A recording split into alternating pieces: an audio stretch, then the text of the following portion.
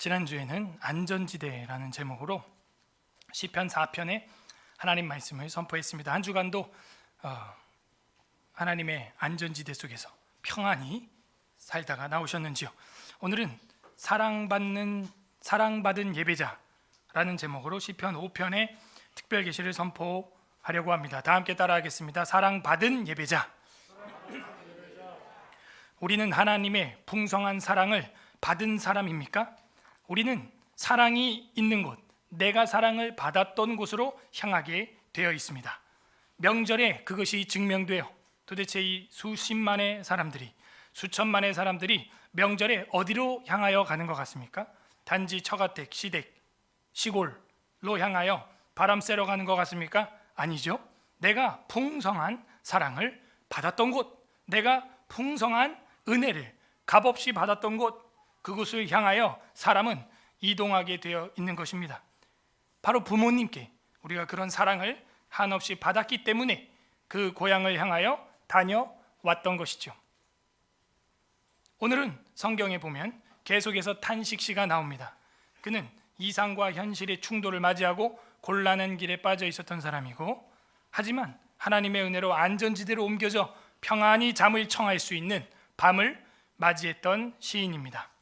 또 하루가 지났지만 세상은 여전히 그대로 문제투성이입니다. 하지만 하나님이 주시는 풍성한 은혜와 사랑 때문에 세상이 변한 게 아니라 내가 변한 거고 시인의 마음이 변하게 된 것이죠. 그 풍성한 은혜와 사랑 때문에 주님의 집에 들어간다는 거예요. Into the house. 주님의 집에 들어갑니다. 그리고 하나님 앞에 성전 마당에 서서 성전을 향하여 예배하는 예배자가 되는 내용이 오늘 성경의 이야기입니다. 오늘날 우리가 탈교회주의를 살아가는 시대에 우리 자녀들을 어떻게 사랑이 풍성한 교회에서 키울 수 있을까? 우리 어린 생명들이 나는 어렸을 때 교회에서 뛰놀며 풍성한 사랑을 경험했어. 그래서 성장한 후에도 교회를 향하여 발걸음을 옮길 수 있을까? 탈교회주의를 살아가며 사이버 월십 시대를 살아가는 우리의 아이들이 과연 그런 풍성한 은혜와 사랑을 받았던 예배당이 있을까? 고민하게 됩니다.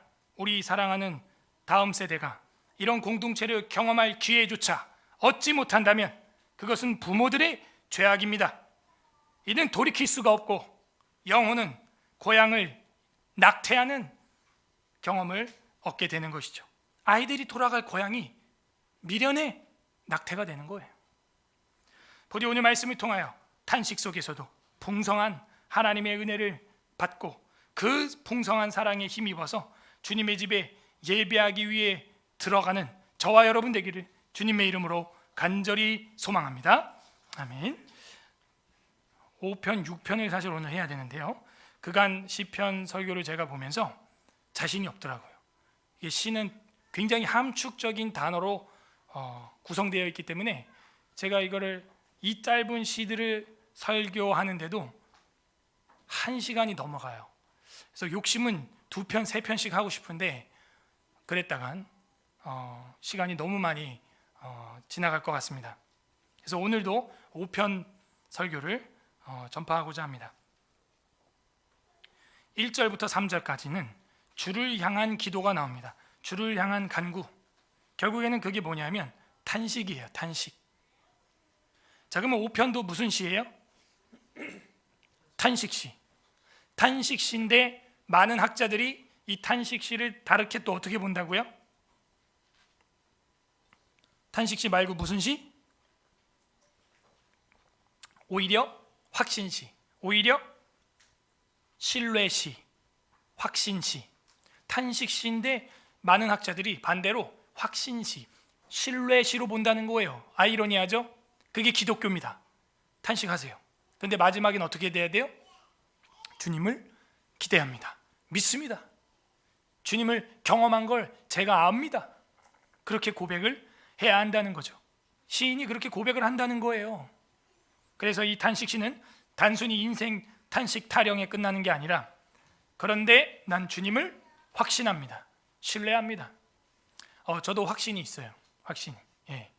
지금의 이 시대의 교회를 향한 이 탄압은 전 세계적이라고 소식을 듣고 있어요. 대한민국만 이러는 게 아니에요. 그리고 확신이 있어요. 이것은 반드시 하나님이 사필 규정하실 것이다. 이 방역 검역법이 위헌이라는 것이 만천하에 드러나는 시대가 열릴 것이다. 그렇게 기대하고 기도하고 기다리는 거예요. 그래서 이 1절부터 3절까지가 주를 향한 기도. 근데 그 기도가 뭐다? 탄식이에요. 일단 탄식. 여호와님, 나의 말에 귀를 기울이사. 자, 말이라고 하는 것은 큰 소리입니다. 소리가 나는 거예요. 말은 소리가 나죠. 소리 안 나는 말이 없어요. 그래서 소리 내서 기도하는 게 비성경적이지 않습니다. 때론 소리 내서 기도하는데 그때가 언제예요? 탄식이 나올 때. 여러분, 묵상 기도도 좋지만 그건 정말 고수들이 하는 거예요. 여러분 조용히 기도해 보셔서 알겠지만 조용히 기도하다 보면 그 기도 내용을 계속 묵상하다가 그 상황에 내가 빠져서 연기를 하고 있어요. 근데 그때 그놈이 왜 그랬지? 기도 중에 말이죠. 자, 이런 경험이 없는 표정들인데 그건 기도를 안 한다는 이야기죠. 그래서 혼자 묵상, 묵도 기도한다는 것은 굉장히 어려운 일이에요. 그래서 성경 곳곳에서는 위급시 곤란에 빠진 사람들이 소리내어 기도하는 장면들이 상당히 많이 나옵니다. 나의 말에 귀를 기울이소서. 소리 내는 거예요. 나의 말에 귀를 기울이사 나의 심정을 헤아려 주소서. 인칭 시점이 나라는 단어가 의도적으로 반복이 됩니다. 나를 좀 집중해 주세요 하나님, 이 상황을 봐주세요 하는 거죠. 그래서 이 두 번째는 뭐라 그래요? 나의 심정을 헤아려 주셔서. 이건 소리 안 나는 거죠. 하나님께 기도하는 방식은 소리 내서 말로 할 수도 있고 신음으로, 심정으로 할 수도 있어요. 이 심정이라고 하는 것은 작은 소리예요. 마음의 소리죠. 그래서 히브리어로 작은 신음소리도 번역이 가능해요. 하나님, 하나님, 도대체 이 나라가, 기도할 수 있는 것이죠. 기도할 수 있어요. 그래서 말로 기도할 수 있고 작은 소리로도, 신음소리로도 기도할 수 있어요. 왜? 하나님이 둘 다 들으시기 때문입니다. 어떤 방식으로든 여러분 지금은 기도할 때입니다. 교회와 사회를 위하여, 총회와 이 국가를 위하여 기도해야 돼요. 하나님의 말씀과 헌법대로 이 나라가 운영되고 있는가 기도해야 되는 시점이라는 것이죠. 나의 심정을 헤아려 주소서. 헤아려 주소서. 안타까워요. 아직도 교회는 모여서 예배하지 못하고 있는 이런 분위기. 이 잠시 후에 이 옆에 카페 꼭 가보세요. 이 카페가 아주 미어 터져요. 그 카페가 아주 컨셉을 잘 잡았습니다. 스터디 하는 카페처럼.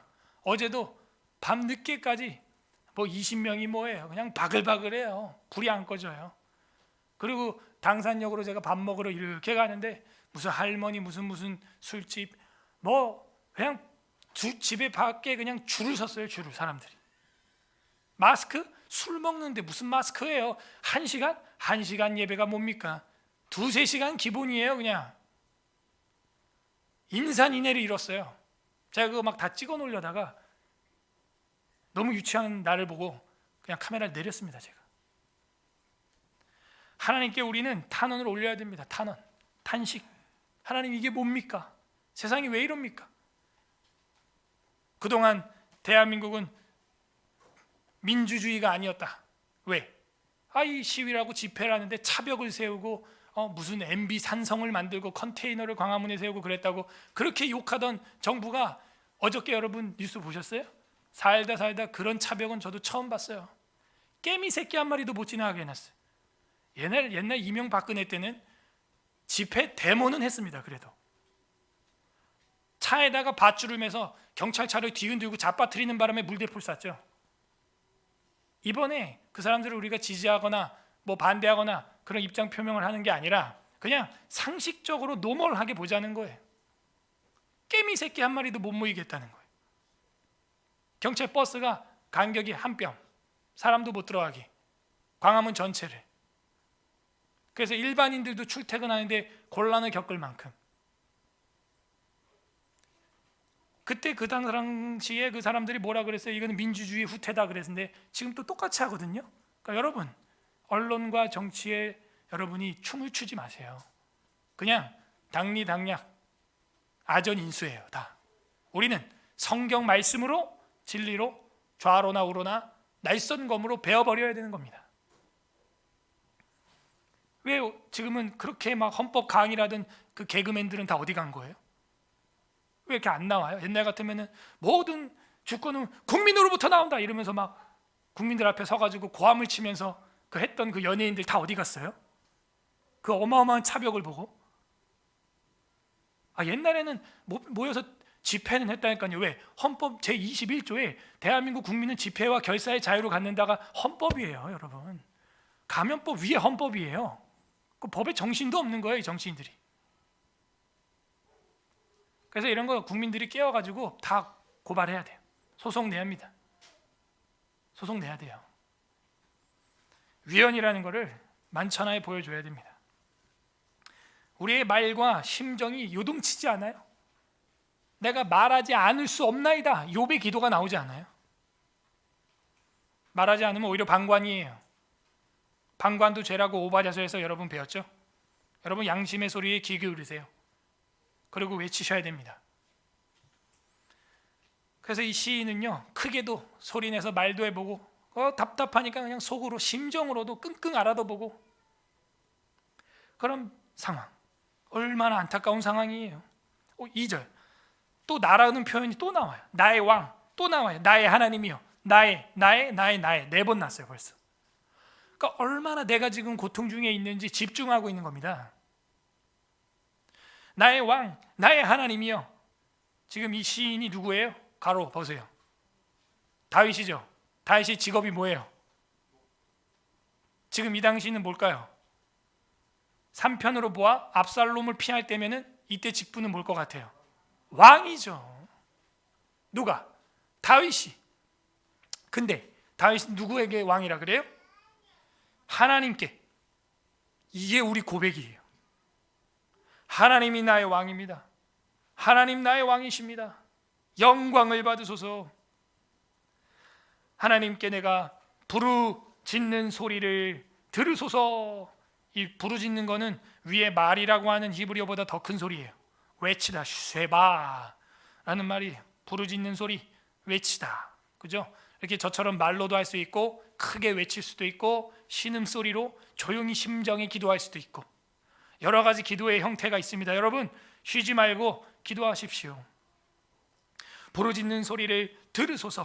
내가 주께 기도하나이다. 아하, 이게 기도다라는 걸 정확히 보여주고 있네요. 그러면 이거는 탄원의 기도, 그래서 이건 탄원시다라는 것을 알 수가 있습니다. 우리는 지금 무엇을 해야 할 때입니까? 기도할 때예요. 근데 모이질 않아요. 기도를 안 해요. 놀기에 바빠요. 물질, 문명을 즐기기에도 시간이 부족한 시대를 우리는 살아가고 있어요. 기도해야 됩니다. 왜 기도하지 않습니까? 숨쉬지 않아요. 이번 연휴 때도 제가 기도문 다 해서 페이퍼를 올려드렸습니다. 기도하셨나요? 기도해야 돼요. 3절 여호와님 아침에 주께서, 아침 밑줄. 재밌네요. 지난주 4편에는 시간이 몇 시였어요? 시간이 때가 언제였어요? 아침, 점심, 저녁? 저녁이었죠. 4편 8절, 4편 4절에 자리에 누워 심중에, 4편 8절 눕고 자기로 하리니 잤죠. 자, 3편은 아침, 점심, 저녁. 아침. 3편 5절 자고 깨었으니, 그 다음에 7절 여호와님 일어나소서. 아침. 재밌죠? 그런데 5편에 우리가 오늘 보니까 또 5편 3절에 뭐예요? 아침이네요. 그러니까 이 시가요, 아침 저녁으로 부르는, 조석에 부르는 시예요. 제사로 하면 상번제 때 드리는 찬양이에요. 아침과 저녁이 늘 부르는 거죠. 자, 그럼 6편은 우리 한번 미리 가볼까요? 6절, 6편 6절 보세요. 읽어보세요. 시작. 내가 탄식함으로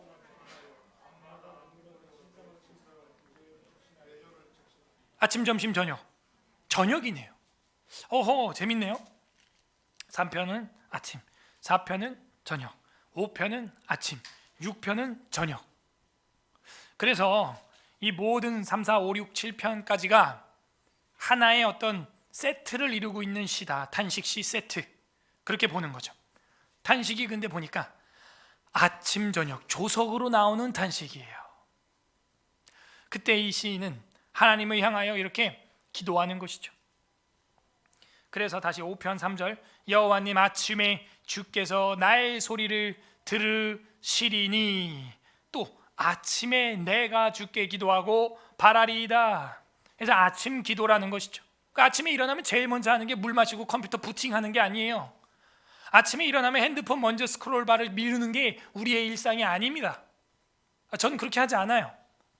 아침에 일어나면 일어나자마자 무릎 꿇고 머리를 침상에 대는 거예요. 침상에 그냥 원상 폭격하는 거예요. 저는 평생을 그렇게 해왔어요. 아침에 일어나면 머리를 먼저 침상에 베개에 파묻고 기도하는 것이죠. 저녁에는요, 당연하죠. 당연히 자기 전에 엎드려 기도하고 자는 것이죠. 당연한 거 아니에요? 그런 사람이 하나님과 늘 연결되어 있고 유무상통하는 사람이에요.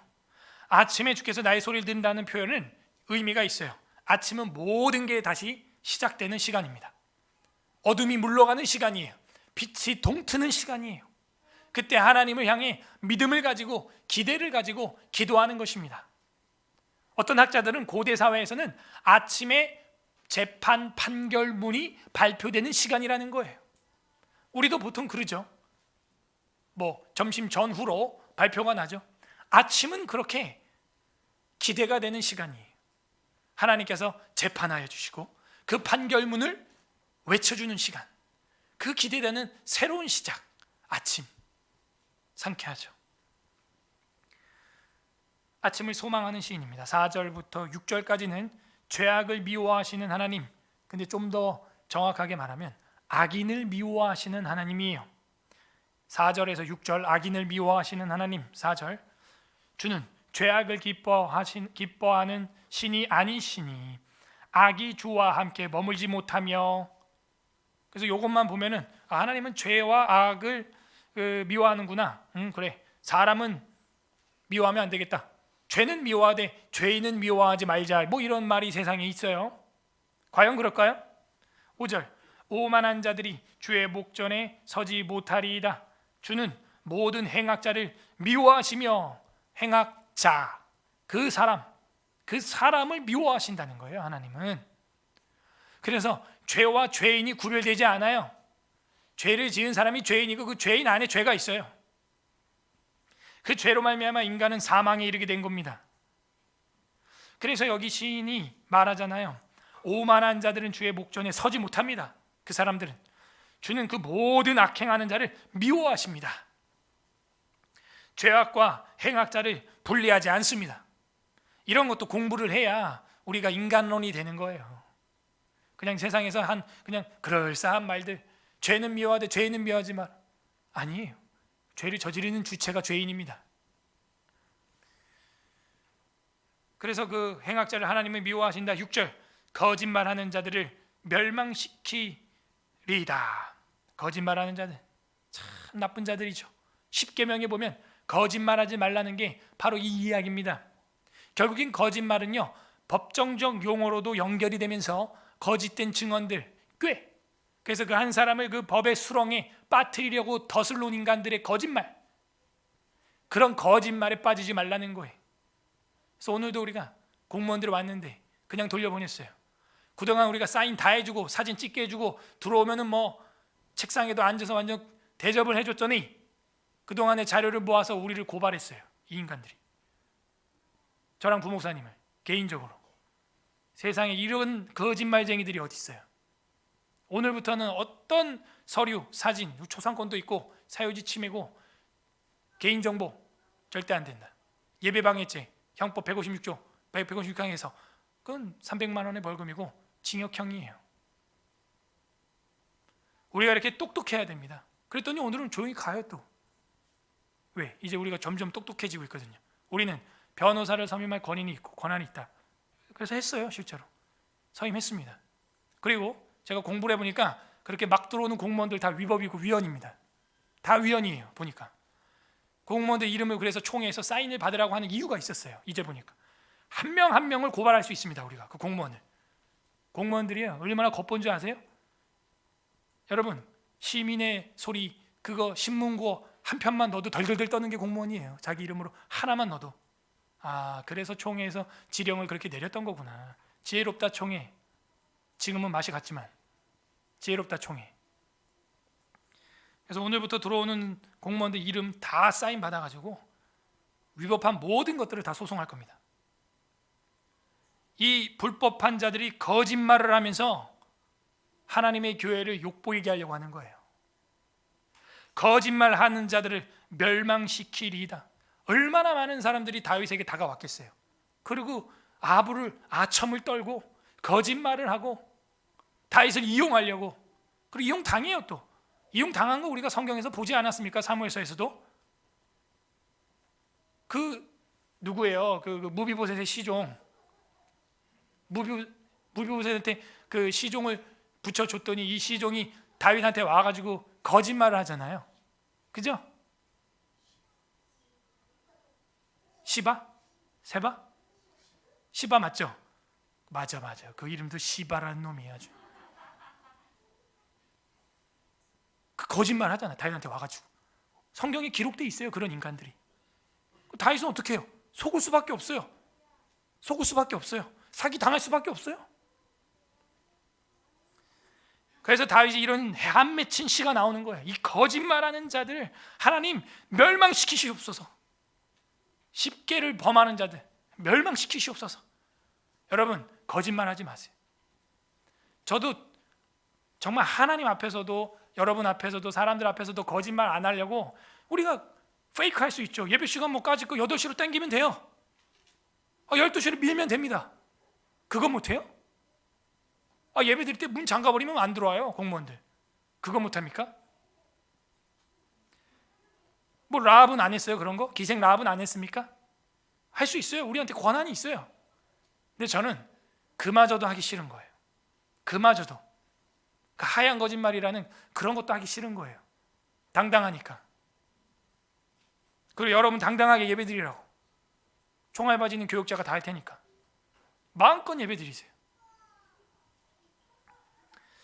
그래서 이 거짓말하는 자들을 멸망시키리이다. 여호와께서는 피 흘리기를 즐기는 자와 속이는 자를 싫어하시나이다. 이 속이는 자들, 피 흘리게 하는 자들, 결국에는 물질적인 탄압, 행정적인 탄압을 주는 게 그게 핍박이에요. 달리 핍박입니까? 여러분 물질을 앗아가려고 협박을 하고 행정적으로 억제하려는 게 그게 핍박이죠. 그러면서 속여요. 이런 속이는 자를 하나님은 싫어합니다. 여태 이 공직자들이 속였던 거예요. 헌법 위반이에요. 공무원들은 국민들의 봉사자며 그들을 책임진다. 그렇게 나와 있어요. 그걸 가져가서 그런 짓을 하고 있는 거죠. 악한 사람들입니다. 그게 무슨 봉사자예요? 이 속이는 자들을 하나님은 싫어하십니다. 악인을 미워하시는 하나님, 악인을 미워하시는 하나님. 그래서 오늘 제가 따졌더니 자기는 그냥 시켜서 왔다 갔다 하는 말단 공무원이에요. 그러고 있어요. 내 개인 핸드폰 번호 왜 방송사에 알려줬냐? 누구냐? 몰라요. 저는 그냥 왔다 갔다 할 뿐이에요. 그럼 위의 문제네요. 그죠? 그래서 우리가 반정부하는 거예요. 위의 문제니까. 주부의 칼럼으로 실리고 있는 논문들을 여러분 꼭꼭 씹어 드세요. 그래야 그야말로 깨어있는 프로테스탄트가 됩니다. 아니면 국민을 그야말로 동물 취급하는 거예요. 개돼지 취급합니다. 자기들 마음대로 해요. 발의되는 법안들을 꼼꼼히 보세요. 다음 달 지나면요, 이제 우리나라에서 24주 미만의 뱃속의 애들 다 죽일 수 있어요. 연간 50만 명 예상됩니다. 기존에 이미 50만 명이 있어요. 여러분 20주면요, 20주? 5주면 눈, 코, 입 다 생겨요. 손가락, 발가락 다 생기고. 이런 법을 통과시키는 인간들이 어떤 정당인지 여러분 빨리 보세요. 제 입으로 얘기 안 할 테니까. 이번에 또 발의된 법 보세요. 백신 안 맞고 해외여행하는 사람들 테러범과 똑같이 억제하겠다. 발의됐어요. 여러분 이제 국제적인 활동을 비행기 타고 왔다 갔다 할 때 테러 군자가 될 수 있어요. 여러분이 똑같이 제재하겠다. 발의했어요. 그 발의한 정당은 하나예요. 어딘지 보세요. 개인의 기본권은 없습니다. 헌법이 다 위헌으로 되는 법들이 막 발의되고 있어요. 발의해도 그 사람들은 그게 위헌이 되려면 한참 걸린다는 걸 알아요. 3심까지 가려면요 최하 2년 3년 이상 걸려요. 하나 재판 아무리 빨리 끝내도 6개월입니다. 이 다윗이 왕이 되어서 속이 타는 거예요. 정말 제대로 재판할 수 있는 왕은 여호와 하나님뿐이시구나. 거짓말하고 이 속이는 이 권모술수를 쓰는 이 악한 인간들 하나님 멸망시켜 주시옵소서. 주님이 싫어하지 않습니까? 제가 어제 경악을 했어요. 수도권 내에 버스, 대중교통 검열이 있었습니다. 여러분, 제가 초등학교 때 헌병들이 짤랑거리는 구두 군화 신고 버스 그거 하는 거 있었거든요. 검열하는 거 있었거든요. 검문. 그게 어저께 수도권 전 지역에서 있었어요. 제가 아는 지인이 그걸 당하고 자기가 지금 1970년도로 왔는지 깜짝 놀랐대요. 그래서 들어와서 소지품 검사를 합니다. 그래서 혹시 이 사람들 집회 데모하러 가는 사람 아닌가? 그걸 했다는 거예요. 벌써 우리가 25년 과거로 돌아갔습니다. 그게 수도권 전역에서 일어났어요. 전역에서 어떤 제가 아는 집사님은 교회 버스 타고 이제 집에 가는데 그 교회 버스 전체를 이제 그걸 했어요. 교회 버스 세우더니 경찰이 들어와서 검열합니다. 그래서 왜 그러냐고. 우리 광화문 가는 거 아니라고. 동네도 광화문도 아니었어요. 그게 왜 그러냐 그러니까 이거 검열해야 된다고. 이야, 세상에 개인의 인권이 지금 완전히 무시당하는 시대예요. 네? 경찰들은 많이 모였더라고. 광화문에 보니까 수백 명 모인 것 같아. 그건 또 괜찮아. 또 거긴 병균이 없어. 여기만 있어. 아무튼 이따 여기 카페 꼭 가보세요. 제가 애용하는 카페니까. 거긴 또 균이 없어. 희한해. 그래서 이런 말이 나와요. 코로나19는 예수 믿는다.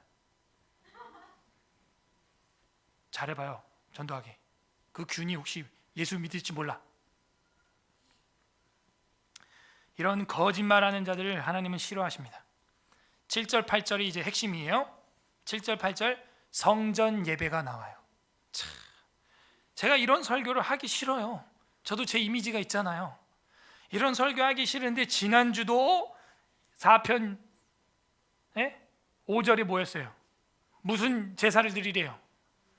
의의 제사, 똑바로 된 예배 드리라는 거예요. 그리고 여호와를 의지하라는 거예요. 예배에 관련된 이야기가 나와요.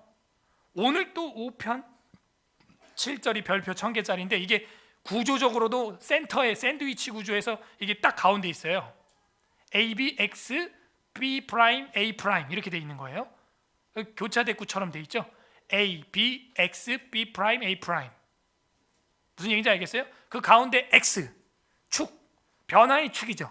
척추죠. 그게 바로 이 7절이에요. 별표 1000개짜리가. 5편 7절 다 같이 읽어보겠습니다. 시작.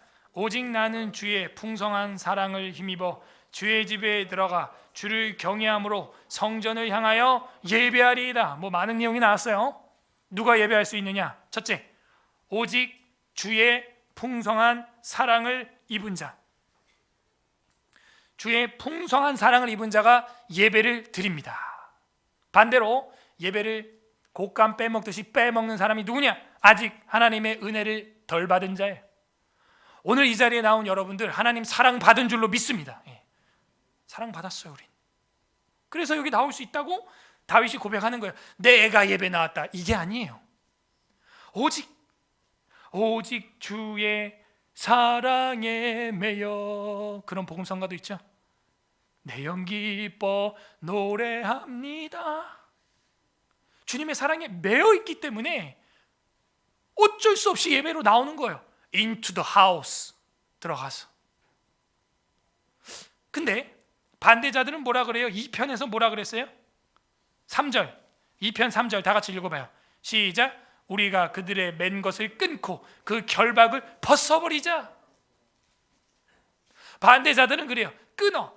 꼭 가야 돼. 꼭 그 사랑에 매여야 돼. 끊어. 결박을 풀어. 자유.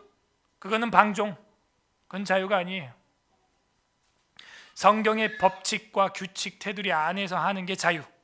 성경의 법칙과 규칙 밖에서 하는 것은 그건 예배도 아니고 아무것도 아니에요. 오직 나는 주의 풍성한 사랑에 힘입어 주의 집에 들어가. 이것도 좀 중요한 성경 구절입니다. 주의 집에 들어가요. Into the house. 들어가야 돼요. 그래서 예배해야 되는 것입니다. 주를 경외함으로, 그러니까 하나님을 두려워한다는 거예요. 세상의 어떤 인간을 두려워하는 게 아니에요. 성전을 향하여 예배하리이다. 주님의 집에 들어갔는데 또 성전을 향하여 예배한다는 거, 그게 지성소죠. 그리고 이제 일반인들은 지성소, 성소도 다 못 들어가니까 성전 뜰이죠. 뜰, 예배당 뜰, 거기서 바라보고 예배하는 거예요. 오늘날 성전은 누구예요? 여러분이에요. 그래서 여러분 혼자 한 명이 있으면 안 되고, 예수님 뭐라 해요? 두세 사람이 모이라는 거예요. 그러면 그 사이에 성령이 역사한다는 것이죠. 여러분이 성전이에요. 그래서 모여야 돼요. 근데 세상은 거꾸로 가요. 사람이 성전이니까 각계로 흩어져 있자는 거예요. 세상에. 적용을 해도 어떻게 그렇게 사탄적으로 적용을 합니까? 내가 성전이기 때문에 모이라는 거예요. 두세 사람이 모이라고요. 거기 역사한다는 거예요, 하나님이. Into the house. 내가 주의 집에 들어가 성전을 향하여 예배하리이다. 성전 예배가 나옵니다. 자, 이렇게 예배 드리니까 뭘 받아요? 또 주의 사랑을 풍성히 받고 은혜를 받아요. 그러니 이 앞에서 했던 탄식이 모두 변합니다. 앞에서 했던 탄식이 완전 180도로 변질이 아니라 변화를 겪게 되는데, 그게 하반절이에요. 다. 그 핵심이 뭐라고요? 예배. 그 7절 X 샌드위치 구조, 척추 7절. 그 전환점, 터닝 포인트, 그게 7절이에요. 보세요. 정확합니다. 자, 7, 8절이 성전 예배니까 8절까지는 봐야겠죠. 여호와님, 나의 원수들로 말미암아 주의 의로 나를 인도하시고 주의 길을 내 목전에 스트레이트, 곧게 하소서. 주님의 길이라는 것은 악인의 길과 대비되죠. 악인의 길이 어디 나와요? 시편 1편 1절. 복 있는 사람은 악인들의 꾀를 따르지 아니하며 죄인들의 길에 서지 아니하며. 그래서 이 다윗은 그 길에 안 가요. 그들의 길 안 따라갑니다. 길 다 닦아놨고 법으로 만들어놨어요. 그래도 안 따라가요. 그 길은 멸망의 길이에요. 넓은 길이에요. 사망의 길입니다. 우리는 일부러 곤란의 길을 갑니다. 좁은 길로 갑니다. 그게 생명의 길이기 때문이죠. 그래서 주의 길을 내 목전에 곧게 해주세요. 평탄하게 해주세요, 하나님 이라고 예배드리면서 주님 앞에 요청했어요. 자, 이제 변화가 일어납니다. 9절 10절 악인을 심판하시는 하나님. 악인을 심판하시는 하나님. 아까 4절 6절은 악인을 미워하시는 하나님이었어요. 미워한다고 경고했어요, 분명. 그래도 안 돌아와요? 그래도 예배로 안 들어와요? 그러면 악인을 이제는 심판하십니다. 9절 10절 그들의 입에 신실함이 없어요. 말이 자꾸 바뀌어요. 내로 불남이에요. 내가 하면 로맨스고 남이 하면 불륜인 거죠. 내로남불이에요, 진짜. 그런 식으로 세상을 이끌어가는 자들에게 우리는 믿음을 줄 수 없어요. 악인은 심판하십니다. 그들의 입에는 신실함이 없어요. 자기가 말한 거랑 충돌이 일어나요. 그들의 심중에 심히 악하며 그들의 목구멍은 열린 무덤 같고 그들의 혀로는 아첨하나이다. 그 혀로 아첨하고 있다는 거예요. 이런 사람들을 하나님이 어떻게 하신다? 10절 하나님이여 그들을 정죄하사 자기의 꾀에 빠지게 하시고 그 많은 허물로 말미암아 그들을 쫓아내소서. 뱀이 꾀를 냈죠. 자기의 꾀에 빠지게 해달라는 거예요. 그들이 주를 배역함이니이다. 하나님 그들을 정죄하시고 자기 꾀에 자기의 허물로 말미암아 쫓아내 주세요. 그들은 주님을 배역하였나이다. 악인을 심판해 주시옵소서. 그렇게 합니다. 그리고 나서 11절부터 12절에는 주님을 향한 기도가 또 나오는데 이 기도는 탄식이 아니에요. 아까 1절하고 3절은 뭐였어요? 탄식이었죠. 주님을 향한 기도가 탄식이었는데 마지막 11, 12절은 주님을 향한 기도가 감사예요. 감사. 이 전환점이 뭐냐? 7절이에요. 7절. 탄식과 한탄과 신음소리가, 부르짖는 소리가 감사로 바뀌었어요. 시인이. 도대체 이 시인에게는 무슨 일이 일어난 거죠? 예배, into the house 해서 예배. 11절 보세요. 그러나 주께 피하는 모든 사람은 다 기뻐하며. 자, 주께 피한다라는 말은요 4편 5절에 나와 있는 의의 제사를 드리고 여호와를 의지하는 자랑 똑같은 말이에요. 의지한다라는 말이 피한다라는 말이거든요. 피난처 있으니 주님께 피하라. 그래서 여기 11절에서도 5편 11절에서도 주께 피하는 자가 주를 의뢰하는 자입니다. 주를 의지하는 자입니다. 그게 피하는 자예요. 그래서 주께 피하는 모든 사람은 다 기뻐하며 주의 보호로 말미암아 영원히 기뻐 외치고. 2번 기뻐 나왔어요. 그죠? 강조죠. 2번이면. 그리고 주의 이름을 사랑하는 자들은 주를 즐거워하리이다. 기뻐하고 즐거워한다. 최상의 기쁨이에요. 누가? 사랑하는 자. 하나님께 사랑받은 자는 어떻게 해요? 하나님을 사랑하는구나. 아까 뭐라 그랬어요? 6절에 7절에 오직 나는 주의 풍성한 사랑을 입었죠. 그 사랑을 입어본 사람은 알아요. 그래서 어떻게 해요? 주님을 향해 기뻐하고 즐거워하면서 주님의 이름을 사랑해요. 주의 전을 사모해요. into the house. 그 사람이 누구냐? 시편 1편 1절이 말하는 복 있는 사람이에요. 마지막 절이 증명해줘요. 다 같이 12절 읽어보겠습니다. 시작. 여호와님 주는 의인에게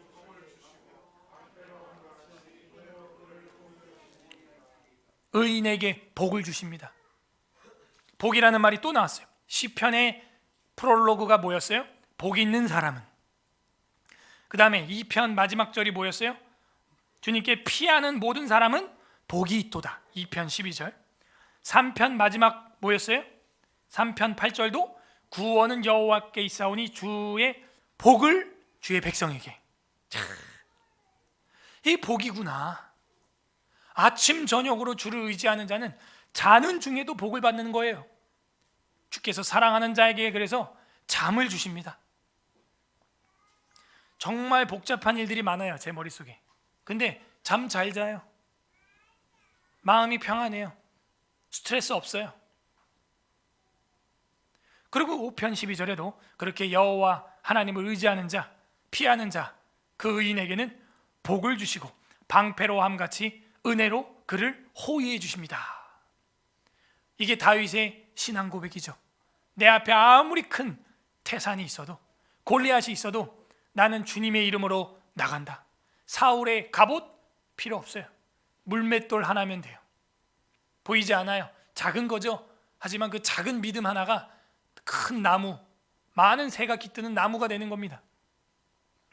이 모든 변화는 어디서 온 거예요? 이 5편이 어떻게 이렇게 변할 수 있죠?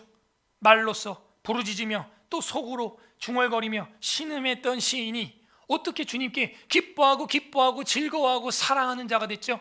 예배예요. 그러나 오늘날 또 이상한 정말 괴물 같은 일들이 일어나는데, 괴상한 일들이 일어나는데 드디어 올 게 왔어요. 택배 성찬이 출시되었습니다. 인터넷으로 이제 예배를 보는 분들을 위하여 성찬 택배가 출시되었다고요. 집으로 포도주와 떡을 택배로 보내드리는 업체가 생겼어요. 할렐루야입니까? 이제 제가 또 하나 아이디어 냅니다. 택배 세례 물이 나올 거예요. 이 물은 강남의 어느 대형교회 목사님 손가락 3번째가 담궈졌다 뺀, 또 이 물은 서울 에스라교회 그 신령하다는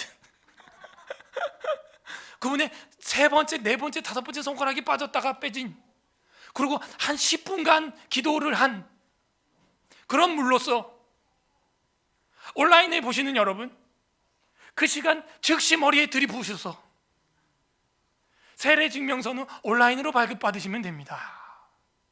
할렐루야입니까? 할렐루야예요? 우리 아이들이 into the house 할 수 없는 시대예요. 이제 우리 사랑하는 아들, 딸들이 into the house 할 수 없다니까요. 그런 시대예요. 무엇이 문제일까요? 고민하세요. 제가 5달 전에 올렸던 칼럼을 편집해서 어제 올렸더니 또 난리가 났어요. 그거 보고 또 난리가 났어요. 제가 이렇게 영향력 있는 사람인지 난 몰랐네. 그거 보고 또 난리가 났어. 그거 알아듣기 쉽게 얘기를 했는데 이해를 못 하시나? 인터넷 예배는요, 신영지주의입니다. 영지주의가 뭐예요? 예수님이 육체로 오심을 부인하는 사람들이죠. 예수는 신이기 때문에 육체로 올 수 없다는 거예요. 육체 부정론자가 영지주의죠. 그는 요한 시대에도 있었죠. 그래서 뭐라 그래요? 예수가 육체로 오심을 부인하는 자는 다 뭐래요? 적 그리스도다. 여러분, 인간이 뭐예요? 흙으로 빚어서 그게 인간이에요? 아니면 영혼이 떠돌아요? 그게 인간이에요? 아니죠. 흙으로 빚어서 영을 집어넣은 생기가 들어간 게 인간이에요. 사람이에요. 그게 성전이에요. 맞죠? 그런데 오늘날 인터넷 예배는 뭐예요? 멘탈만 사이버상에서 공유하겠다는 거죠. 육체는 없어도 된다는 거죠. 그 온라인으로 그 택배로 그 성찬도 하면 되고, 이제 세례 수도 오는데 뭐까지 거 뭐 끝났네요. 이제 저는 오늘부로 여기 이렇게 안 하고 집에서 안방에서 하겠습니다. 다 택배로 보내드릴게요. 그럼 되는 거예요? 뭐가 없는 거예요? 육체성이 배제된 인간이란 도세틱 신앙이다. 이 말을 잊지 마세요. 육체성이 배제된 신앙이란 도세틱 신앙입니다. 신영지주의예요. 육체가 없어요. 교회가 뭐예요? 예수님의 몸이에요. 여러분이 몸이라고요. 지체라 그래. 지체, 육체. 그러니까 이런 엄청난 신학은 신학자가 하는 거예요. 여러분이 알아낼 수도 없고 관심도 없고 알 머리도 없어요. 왜? 전문 분야가 아니니까. 건축적으로, 의학적으로는 저는 무지예요. 제 분야가 아니니까. 이쪽은 제 전문 분야예요. 열심히 공부하잖아요. 이 영지주의는 돌 김영옥의 도마복음, 마가복음이랑 연결이 됩니다. 예수는 가연으로 왔고 육체는 부활하지 않았다. 빈 무덤, 마가복음 강해를 그래서 하는 거예요. 그 사람이. 왜? 마가복음 끝이 빈 무덤을 보고 여인들이 덜덜 떨더라 하고, 나머지 하반절은요, 뭐 병을 낫게 하고, 뭐 방언을 하고, 뭐 뱀을 뭐 이게 물려도 뭐 독을 마셔도 죽지 않는다. 그 성경 구절은 사실 마가복음에 보면은 대가로로 되어 있어요. 사본학적으로 보면은 없는 사본도 많단 말이에요. 대가로 직전에가 뭐냐면 16장 대가로 직전에가 빈 무덤을 보고 여인들이 떨더라 벌벌벌 그러고 끝나요. 그냥. 그래서 돌기명곡이 그걸 공략하는 거예요. 빈 무덤이 끝이다. 마가복음이 원복음이니까 이러면서. 그런 신학적 철학적 사조가 여기 문화적으로 팽배하고 있어요.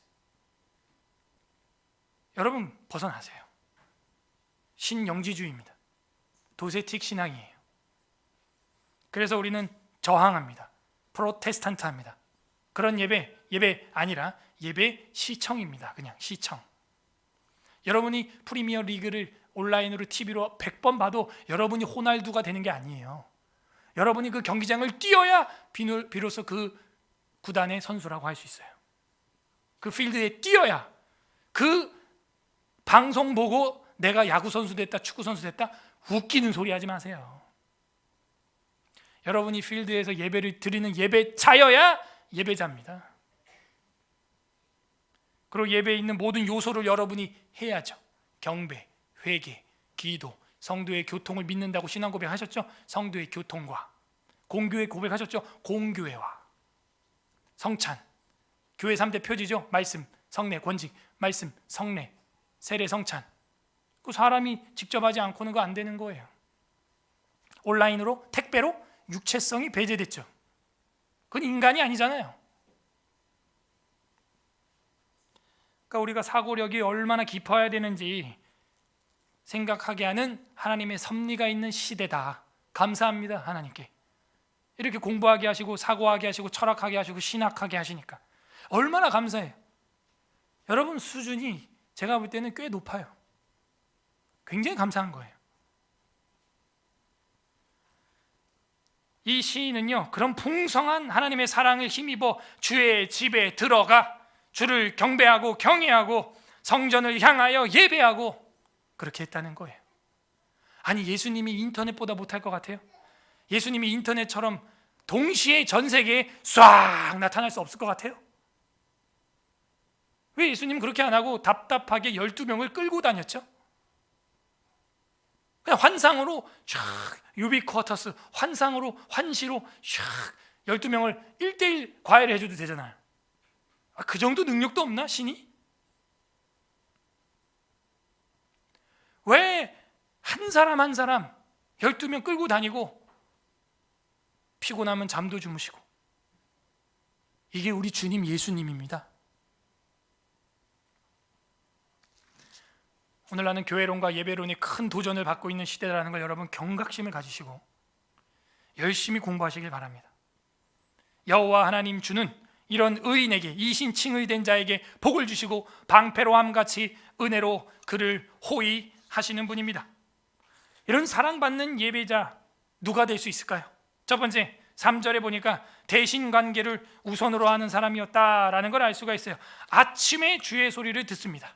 일어나자마자 제일 먼저 하는 게 핸드폰 밀어 제끼는 게 아니에요. 컴퓨터 부팅하는 게 아니에요. 일어나자마자 하는 게 창문 여는 게 아니에요. 일어나자마자 하는 게 아침에 주께 소리를 내는 거예요. 이 사람이 사랑받는 예배자가 될 수 있어요. 두 번째, 사랑받는 예배자가 누군 것 같아요? 4절, 5절, 11절 보니까 악인과 죄를 미워하고 주님을 기뻐하는 자예요.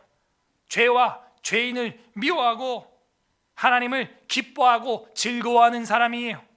그 사람이 사랑받는 사람입니다. 세 번째, 사랑받는 예배자가 누구냐? 주의 집에 들어가는 자예요. 그게 7절이에요. Into the house. 주님의 집에 들어가는 자가 들어간 거지, 모니터로 본 사람이 그 집에 들어갔다고 말할 수 없어요. 카페 들어가서 앉아서 차를 마신 자가 카페에 앉아 차를 마신 거지, 그걸 화면으로 봤다고 해서 그 사람이 커피를 마신 게 아니에요. 우리가 명절에 향하는 곳은 사랑받았던 곳입니다. 부모님이 계시는 그 낡은 빠진 집, 그러나 거기가 제일 행복해요. 우리의 영혼의 명절을 이루는 곳은 어디입니까? 우리 영혼의 명절을 이루어 주신 분은 누굽니까? 초라한 마구간에 나신 어린 양 예수 그리스도이십니다. 그래서 존 칼빈은 하나님을 아버지로 부르는 자야말로 교회를 어머니 품처럼 사랑해야 한다고 이야기했어요. 우리는 그 집으로 들어가야 됩니다. 그 성전으로 모여야 됩니다.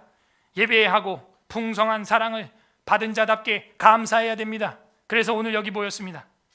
그런 사람들은 원수들이 탄식할 일 앞에서, 원수들과 탄식할 일 앞에서도 기뻐하고 즐거워합니다.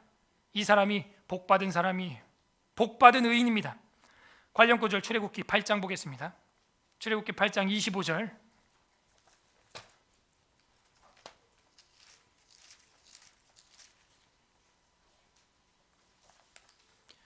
(93페이지) 출애굽기 8장 25절, 25절에서 27절까지 볼 텐데요. 제가 읽겠습니다. 바로가 모세와 아론을 불렀어요.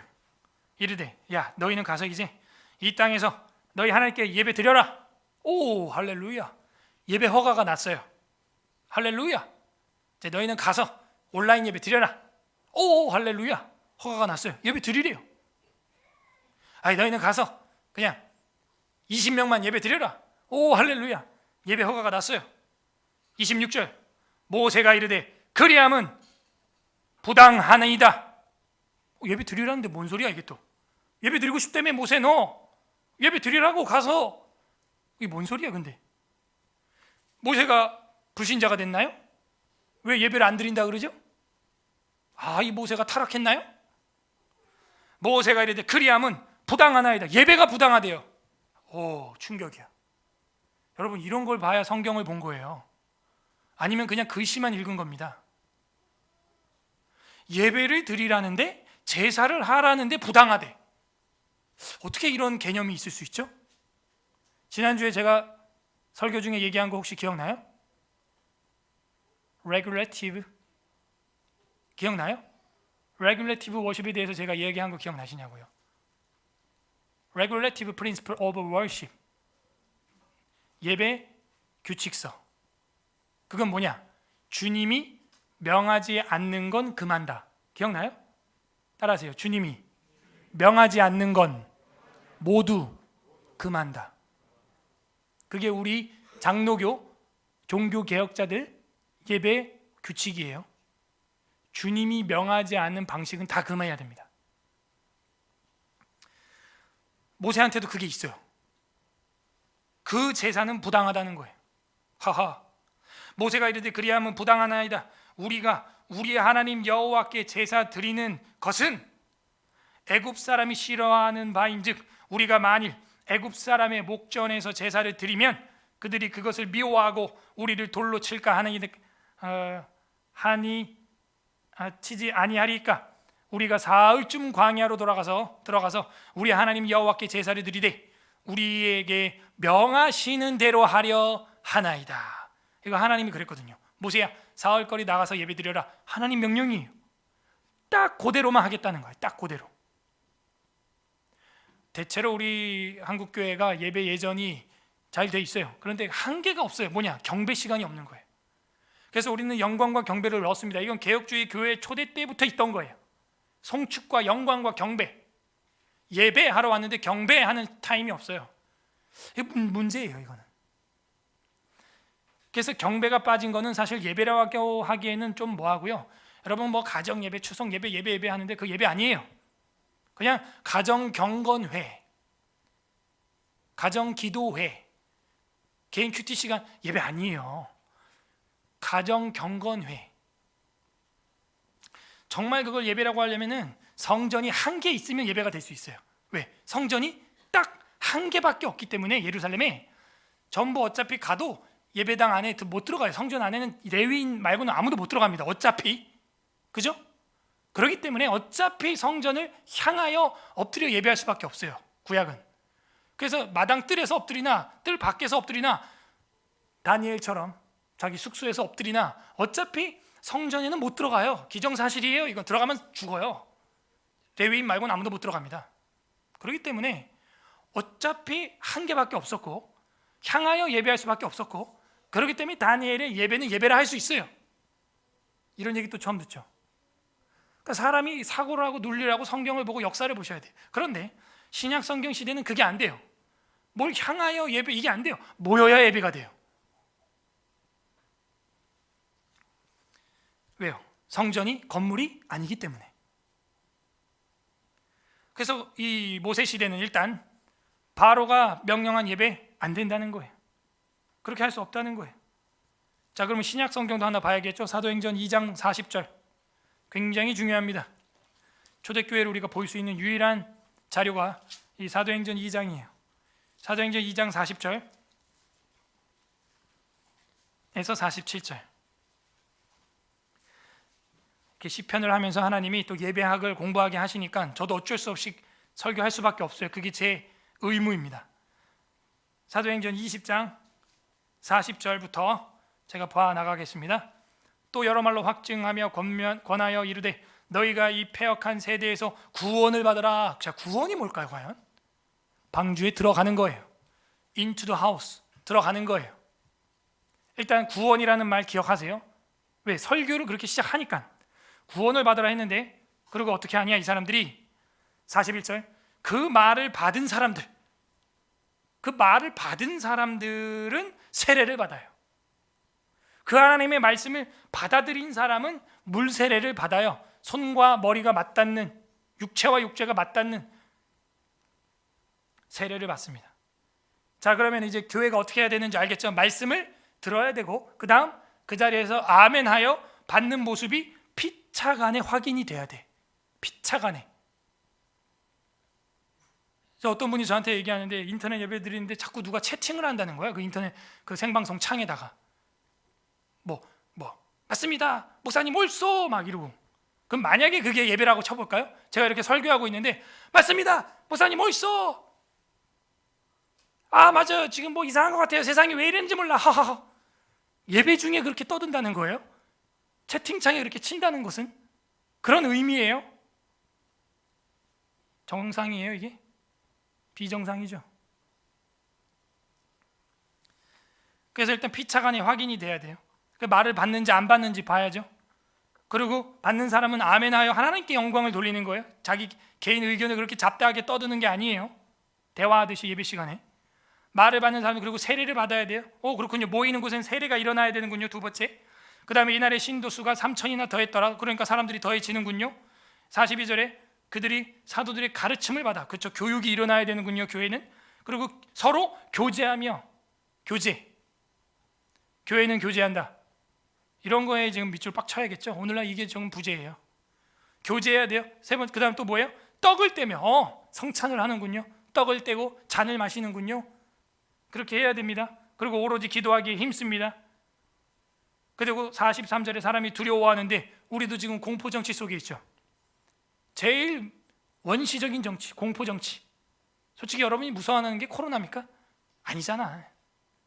미국 대통령도 걸렸다는데 뭐 코로나가 무서워요? 코로나 때문에 자기를 손가락질하는 그 사회적 왕따, 그리고 나를 격리하려는 거, 나를 바이러스로 자체로 보는 거, 그게 두려운 거죠. 사도시대도 마찬가지예요. 사도들의 가르침을 받는 자들이 사람마다 두려워하는데, 사도들로 말미암아 기사와 표적이 많이 나타나니까 그 사이에서 갈등을 하는 거예요. 이 목사님 설교 들어보면 정말 아멘인데 무섭단 말이야. 이 사회에서 법을 또 막 강화시키고 하니까. 여러분, 그런 거 겁낼 것 같으면 예수 믿으면 안 돼요. 그냥 그거 겁내면요, 어떻게 우리가 순교적 신앙생활을 합니까? 44절에 믿는 사람이 다 함께 있어. 자, 다 함께 있어야 됩니다. 결국 여러분이 힘들고 어려울 때 기도해주고 위로해주는 건 여러분 함께하는 교회예요. 여러분이 병들었을 때, 사고당했을 때, 애경사가 있을 때 함께 해줄 사람이 누구예요? 여러분이 시청하고 있는 그 온라인에 있는 그 목사님이 여러분한테 와서 신방해 줍니까? 천만에. 여러분과 함께 떡을 뗐던 그 목사가 더 여러분에게 달려갑니다. 깨어 있으세요. 배은망덕하면 안 돼요.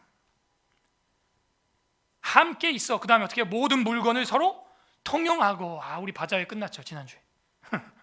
그걸로 이제 노숙인들 마스크하고 소독제 해서 또 통용하려고 합니다. 함께 이렇게 교제해야 돼요. 45절에 또 재산과 소유를 팔아서 각 사람의 필요에 따라 나눠주고. 46절에 날마다 마음을 같이하여, 마음이 하나여야 돼요. 성전에 모이기를 힘쓰고. into the house. 자, 이 성전에 모였다는 게 그 성전에 들어갔다는 얘기가 아니에요. 들어가면 큰일 나요. 아무나 못 들어가요. 그냥 마당 밖에 뜰에 있었다는 얘기예요. 성전에 모이기를 힘쓰고 집에서 떡을 떼며, 또 떡을 떼네요. 기쁨과 순전한 마음으로 음식을 먹고. 어떻게 두려움이 기쁨이 됐죠? 오늘 시편 5편과 똑같네요.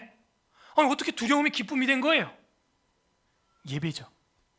모이는 힘이죠. 자, 여기서 밑줄을 우리가 해야 되는데, 순전한 마음으로 음식을 먹고 하나님을 찬미하며, 47절, 하나님을 찬미하며 또 온 백성에게 칭송을 받으니 주께서 구원받는 사람, 구원 밑줄, 날마다 더하게 아니라. 이 구원이 아까 우리가 위에서 봤던 몇 절이에요? 40절에 보면은 패역한 세대에서 구원을 받으라 이랬죠. 받으라 이랬어요. 그게 이제는 구원받는 사람이 더해진다로 끝나는 거예요. 아하, 결국 이 구원의 방주의 역할을 하는 게 뭐냐? 교회구나 하는 것을 보여주고 있는 것입니다. 그래서 이 사도행전에도 보게 되면은 그 초대교회 성도들이 어떻게 생활을 했는가 하는 걸 알 수가 있어요. 구약에서 우리가 시편에서 보는 것처럼 into the house, 집에 모이기를 힘썼다 하는 거예요. 그 집에 들어갔다 하는 거예요. 아, 그렇군요. 그들이 다른 걸 한 게 아니군요. 그죠? 사도행전 2장 46절에도 보니까 날마다 마음을 같이 성전에 모이기 힘쓰고 집에서 떡을 뗐다 하는 거예요. 그 집에 모였다, 이런 표현이 나오는 게 구약과 신약이 지금 연결점이 되고 있다 하는 걸 우리는 알 수가 있어요. 이 많은 것들이 다 하나님이 명한 예배의 요소예요. 이 중에 하나도 빠지면 안 돼요. 그래서 제가 문제 제기를 오래전부터 했죠. 우리가 지금 말씀과 성례와 권징 중에 성례, 성찬이 너무 미흡하다. 우리 기독교의 핵심은 예배 중에 이 성찬이 핵심이에요. 왜? 주님의 살과 피, 이게 복음이거든요. 이 살과 피를 나누는 게 너무 미흡하다. 1년에 한 번 해가지고 안 돼요. 칼빈과 쯔빙글리 시대에는 매주 하라고 명령했어요. 근데 쯔빙글리 이후부터 이게 한 달에 한 번으로 바뀌기 시작하면서 지금 1년에 한두 번으로 바뀐 거예요. 그래서 많은 지금 학자들이 이거 좀 문제다, 성례전이 우리 교회 3대 표지인데 너무 약하다, 그래서 이 성찬을 늘려야 됩니다. 그래서 우리 운영위원회에서도 이제 1년에 6번으로 늘렸고, 내년에는 이제 지나면 이제 한 달에 한 번씩, 그 다음에는 제 궁극적인 목표는 한 달에 한 2번은 해야 됩니다. 왜? 매주 주님의 살과 피를 묵상하고 감사하고, 그 살과 피를 이제는 설교를 통해 귀로 들었다면 손으로, 촉감으로, 냄새로, 입으로 받아야 하는 거예요. 만져지는, 냄새나는, 씹히는 말씀이에요. 왜? 예수님 유언이 그거예요. 땅 끝까지, 내가 올 때까지 너희는 이거를 전파해라. 주님이 오실 때까지 기념해라. 주님이 명령했어요. 너무 미흡해요. 성찬이, 성례전이 미흡해요. 이제 다음 달 추수감사절이 있어요. 입교 안 한 성도들도 많더라고요. 안 믿으면 아직 하면 안 되겠지만 믿는다면 입교 빨리 하셔요. 그건 미룰 것도 아니에요. 그리고 하나님의 잔과 떡에 참여해야죠. 웨스트민스터 신앙고백서 제21장 예배와 안식일 5항 참 예배의 요소들에 보게 되면 이런 게 있죠. 우리가 방금 성경 구절에서 다 본 거예요. 경건한 마음으로 성경 읽는 것과 건전한 설교와 하나님께 순종하여 사려 분별과 믿음과 경외심을 가지고 하나님의 말씀을 정성껏 듣는 것과 마음의 감사함으로 시편으로 찬송하는 것과 그리스도께서 정하신 성례를 합당하게 집행하고, 이거는 목사가 정한 게 아니죠. 예수님이 유언으로 정한 거죠. 가볍게 받는 것이 하나님께 드리는 통상적인 종교적 예배다. 근데 우리는 성례가 없어요. 오늘도 없어요. 저는 마음이 불편해요, 솔직히. 사실 이렇게 설교를 전파하고 잔과 떡을, 주님의 살과 피를 기념하고 여러분을 돌려보내야 제 속이 시원해요. 불편해요. 지금은 조금씩 개혁을 해 나가야 돼요. 개혁교회는 날마다 개혁되어야 됩니다. 그리스도께서 정하신 성례를 합당하게 집행하고 가볍게 받는 것은 하나님께 드리는 통상적인 종교적 예배의 모든 요소들이다. 하나님이 명한 거예요. 사도들이 그렇게 했어요. 날마다 떡을 뗐어요. 우린 날마다도 아니에요. 일주일에 한 번, 한 달에 한 번 하자는데 우리가 그것도 부담을 가져서는 안 돼요. 이건 주님의 살과 피, 말씀의 수임, 집행이다. 그걸 해야 돼요. 그리고 그걸 아직 못하는 미입교인들은 그 입교하고 동참할 날을 사모하게 만들고 교육할 수 있는 기회로 삼아야 돼요. 또 우리가 특별한 경우에는 금식과, 특별한 경우에는 감사절과, 또 적당한 시기에는 거룩한 종교적인 방식들을 실시할 수 있다. 당연한 거죠. 오늘 어떤 하나님 아버지의 마음이 나와 있습니까?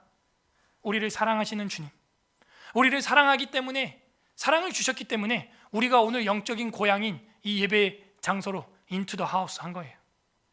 우리 명절의 고향, 우리 영혼의 명절, 바로 이 교회에 있는 거예요.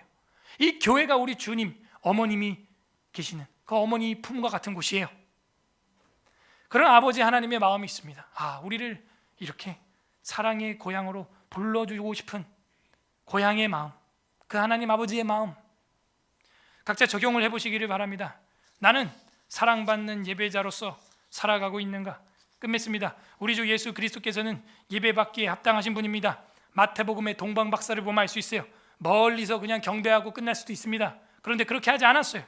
그 숱한 길을 별을 보고 찾아오고, 때로는 별이 안 보일 때는 헤매다가 사람에게 물어보고, 마태복음 2장 9절, 박사들이 왕의 말을 듣고 갈새 동방에서 보던 그 별이 문득 앞서 인도하여 가다가 아기가 있는 곳에 머물러 서 있는지라 그들이 별을 보고 매우 크게 기뻐하고 기뻐하더라. 아멘. 처음에는 근심이었어요. 헤롯 왕을 찾아가도 답이 없었어요. 그러나 예수 그리스도를 안내하는 별을 보고 따라가니까 기뻐하고 기뻐하는 기쁨으로 변하는 거예요. 집에 들어가 아기와 그 어머니 마리아가 함께 있는 것을 보고 엎드려 아기께 경배하고, 마리아한테 한 거 아니에요. 그 아기가 누구예요? 예수 그리스도. 지금은 말똥 냄새가 나는 마구간입니다. 경배하고 보배압을 열어 황금과 유향과 모략을 예물로 드리니라. 택배로 보낼 수 있잖아. 종들을 통해서. 그래도 교수님인데, 박사님인데 밑에 연구원이 없겠어? 제자가 없겠어요? 그냥 거기서 그 대충 별 쪽을 향하여 엎드려 경배하고 말 수도 있잖아요. 굳이 이렇게 와야 돼요? 왔으니까 예수님과 함께 했던 걸로 이렇게 기록이 되고, 매해 성탄절마다 동방박사들의 이야기도 회자되는 거예요. 우리 주 예수 그리스도께서는 우리를 이렇게 사랑해 주셔요. 불러주시는 거예요. 누가복음 11장 23절에 나와 함께 아니하는 자는 나를 반대하는 자요, 나와 함께 모으지 아니하는 자는 나를 해치는 자니라. 나랑 모이는 자가 나랑 함께 하는 자고, 나랑 함께 모이지 않는 자가 나를 해치는 자래요. 예수님 말이에요. 꼭 무슨 칼을 들이밀고 막 이래야 예수님을 해치고 반대하는 자가 아니라는 거예요. 나와 함께 아니하는 자가 나를 반대하는 자고, 나와 함께 모이지 않는 자가 나를 해치는 자라는 거예요. 그게 누가복음 11장 23절에 예수님 말이에요. 우리 주 예수 그리스도께서는 우리를 이렇게 풍성하게 사랑해 주셨습니다. 자신의 살과 피로 사랑해 주셨어요. 근데 우리의 예배의 모습은 어떻습니까? 이제는 택배로 성찬을 하는 시대가 됐어요. 곧 나올 겁니다. 택배로 성찬 세례 물을 받는 시대가, 그리고 자기 머리에 자기가 들이붓는 시대가 여러분 눈앞에 펼쳐지게 될 겁니다. 우리의 예배의 모습은 어떻습니까? 아직 풍성한 사랑을 받지 못한 자처럼 예배하고 있지는 않습니까? 더 은혜를 달라고 하나님께 기도하십시오. 그리고 예배를 통하여 하나님의 사랑을 경험하세요. 그러면 여러분에게 있는 근심과 고민과 탄식이 기쁨과 즐거움으로 변할 줄로 믿습니다. 부디 오늘 말씀을 주야로 묵상함으로 풍성한 사랑을 받는 예배자로 살아가는 서울에스라교회 성도님들 되시기를 주님의 이름으로 소망합니다. 우리는 하나님의 풍성한 사랑을 받은 예배자입니까? 우리 설교를 생각하면서 말씀을 읽어보겠습니다. 시편 5편. 아멘. 우리 이 시간 다 함께 말씀을 기억하면서 하나님 앞에 우리의 말과 심정으로 기도하는 시간을 갖겠습니다. 첫 번째, 하나님 감사합니다. 성전이 되어 성전이 모이게 하시고, 우리가 오늘도 하나님이 명령한 방식대로, 하나님이 명령한 예배 예전대로, 성경대로 예배하게 하시니 주님 감사합니다. 주님 홀로 영광 받으시옵소서. 내가 잘나서 하는 게 아닙니다. 우리가 하나님의 풍성한 사랑을 힘입었기 때문에, 하나님의 헤세드를 지금 입었기 때문에 하나님을 향하여 사랑의 표현으로 이렇게 머리를 조아리고 예배할 수 있습니다. 하나님 감사합니다. 하나님의 그 풍성한 은혜로 주의 집에 들어와 예배하게 하시니 감사합니다. 우리의 탄식이 기쁨과 즐거움이 되게 하시니 감사합니다. 감사기도 하시고요. 두 번째 기도할 것은, 하나님 우리가 악인들과 똑같이 하나님이 명하지 않는 방식으로 또 하나님의 계명을 어기는 걸 기뻐하고 박수 쳐주고 지지하고 방관하고 예배를 무시하고 우리 아이들에게 본이 되지 못했던 예배의 모습들을 회개합니다. 용서하여 주시옵소서. 회개하는 기도. 세 번째 기도할 것은 우리가 주님께 피합니다. 주님 우리에게 복을 주시고 주님 우리의 방패가 되어 주시고 주님이 우리의 호위병이 되어 주셔서 주님의 은혜로 주님께 복을 받을 수 있는, 주님을 사랑할 수 있는 그런 삶이 되게 하여 주시고 우리 아이들도 주님을 사랑하는 영적인 고향을, 교회를 가질 수 있도록 하나님 우리의 방패가 되어 달라고 간구하는 기도 올려드리겠습니다. 감사와 회개와 간구하는 기도 올려드립니다. 기도합니다. 하나님 아버지 감사합니다. 우리로 하여금 성전을